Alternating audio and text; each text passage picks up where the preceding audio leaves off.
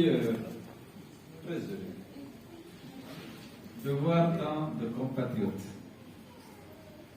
mobilisés pour venir me saluer à l'occasion de ma brève visite à Madagascar.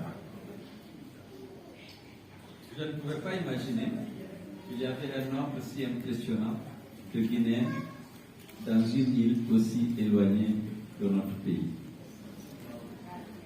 Votre présence ici dénote aussi de votre dynamisme. Les Guinéens se battent, ils sont à la recherche du bien-être. Ils travaillent, ils viennent, ils se battent avec des handicaps parfois d'étrangers. Ils réussissent à contourner, à surmonter tous les obstacles. Il y en a qui s'enrichissent, il y en a qui retournent, il y en a qui restent. Malheureusement, il y en a qui ne réussissent pas. Mais il est admis que les Guinéens, c'est des bons travailleurs. Je crois que nous avons besoin de créer aussi suffisamment d'opportunités dans notre pays pour ces enfants. C'est dans l'intérêt du pays. Votre force de travail, votre intelligence, vos énergies, vous le dépensez ailleurs. Certes, vous gagnez, mais vous faites gagner le pays là où vous travaillez. Parce que lorsque vous travaillez, naturellement, vous créez de la richesse. Et cette richesse, vous la partagez. Il y a une partie qui vous revient, il y a une partie, vous payez des impôts, vous payez des taxes, et vous contribuez à la croissance et au bien-être des pays dans lesquels vous vivez. Je voudrais vous féliciter pour votre dynamisme.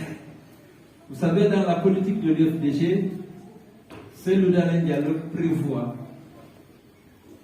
des dispositions pour favoriser le retour en Guinée des compatriotes qui sont allés acquérir de l'expérience ailleurs, parce que vous avez de l'expérience. Si vous réussissez à percer ici, c'est que vous êtes intelligent, vous avez de l'énergie et du talent. C'est une perte pour la Guinée que tous ces enfants aillent travailler ailleurs.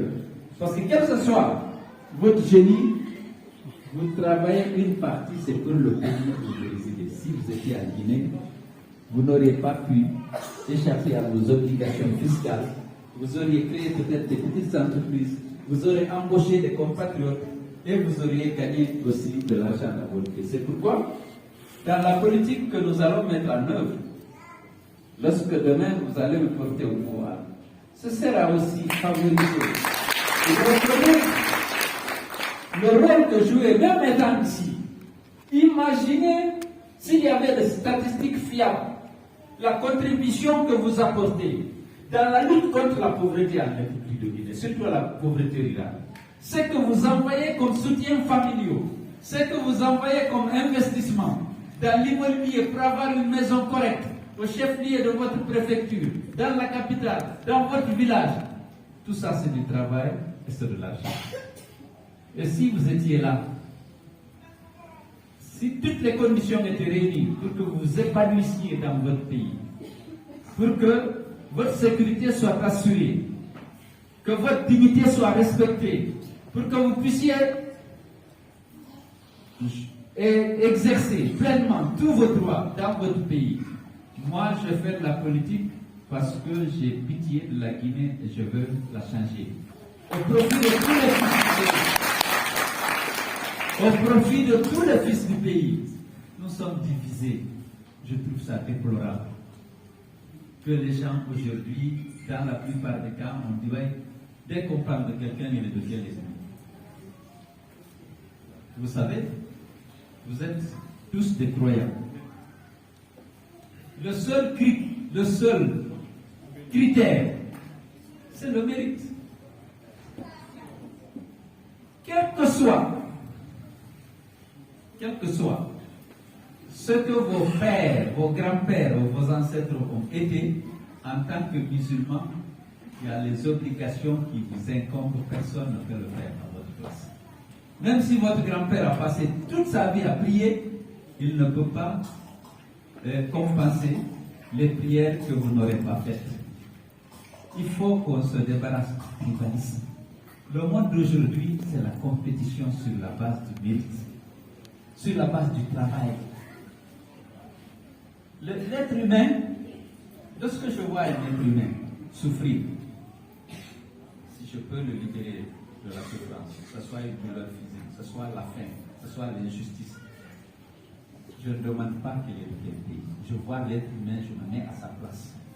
Et je sais dans mon éducation que si je le libère de l'injustice, de la douleur, de la faim, je sais que Dieu le compte pour moi. C'est ça qui est important, parce que je suis profondément croyant.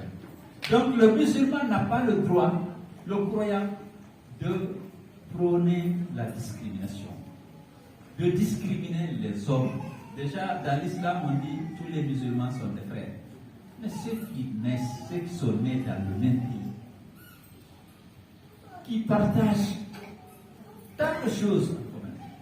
Si on a une mauvaise administration, un mauvais leadership, les politiques qui vont être menées seront les mêmes. À Zérekore, à Sigri, à Farakaria, à Kundara ou à Dubi.